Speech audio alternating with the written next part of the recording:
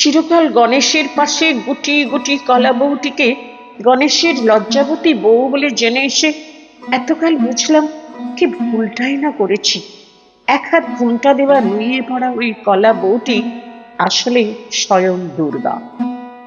ওই যে দশবাবু মেলে যিনি দাঁড়িয়ে আছেন, তিনি যে প্রকৃতি স্বয়ং।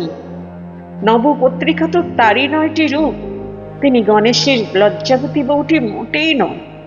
যে বৃক্ষে পল্লবে তিনি প্রকাশিত হন তারা হলেন কদলী বা কলা গাছ, যেখানে তিনি ব্রহ্মাণী।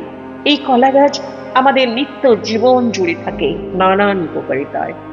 ধান লক্ষ্মী, যিনি আমাদের অন্ন অর্থাৎ পুষ্টি দান করেন। হলুদ দুর্গা, রোগ প্রতিষেধক হয়ে যা আমাদের রক্ষা করে। কচু কালিকা, এটি শরীরের জন্য অসম্ভব উপকারী। বেল শিবা, শরীর ঠান্ডা করে উপকারী ফল। ডালিম রক্তদন্তিকা, শরীরে রক্ত বৃদ্ধি করে। জয়ন্তী কার্তিকী, এটি ভেষজ হিসেবে ব্যবহার হয়। নানান রোগ নিরাময়ের ক্ষমতা এই ভেষজের। অশোক শোক রহিতা, এটিও ভেষজ, নানান ব্যাধি থেকে মুক্তি দেয়। মানকচু চামুন্ডা, এটিও নানান উপকারিতায় শরীরকে রক্ষা করে।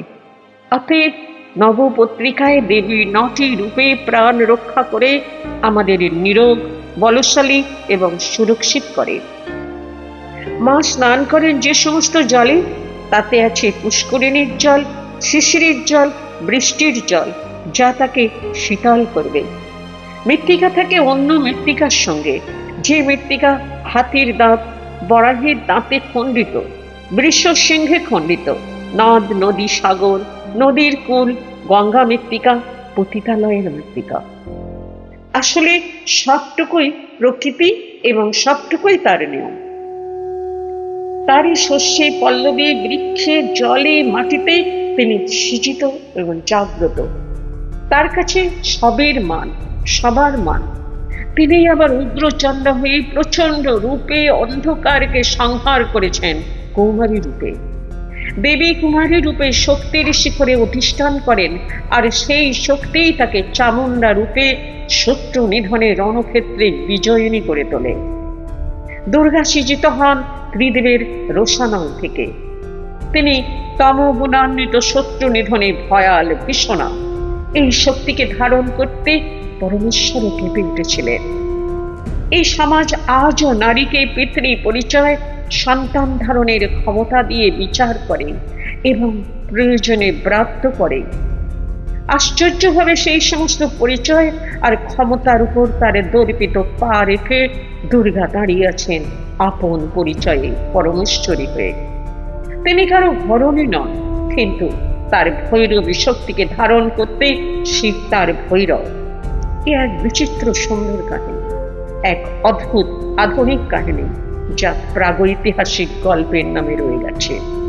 উমা পার্বতী রূপে যে শক্তি নিজেকে নিবেদন করেছেন, তারা শিবের ঘরণী। আদি দেবের কোল জুড়ে থেকেছেন, কিন্তু যে শক্তি নিবেদনের ঊর্ধ্বে স্বাধীন সত্তা, তিনি থেকেছেন দূরত্বে। আমরা সেই পরা প্রকৃতিকে গিরিরাজ কন্যার নামে পরিচয় দিই। গণেশ মাথা বলে ঘরে এনে শিবের বিরহে কাতর করে বিল্লমূলে ঘুম পাড়িয়ে বোধনে জাগিয়ে তুলি। কিন্তু প্রকৃতি যে সদা জাগ্রত, ত্রিনয়নে তিনি অন্ধকার শুষে ত্রিশূলে তাকে বিদ্ধ করে দাঁড়িয়ে আছেন একা। তিনি দুর্গা, যাকে অন্তর থেকে বাহিরে আনার প্রস্তুতিতে মেতে আছি আমরা।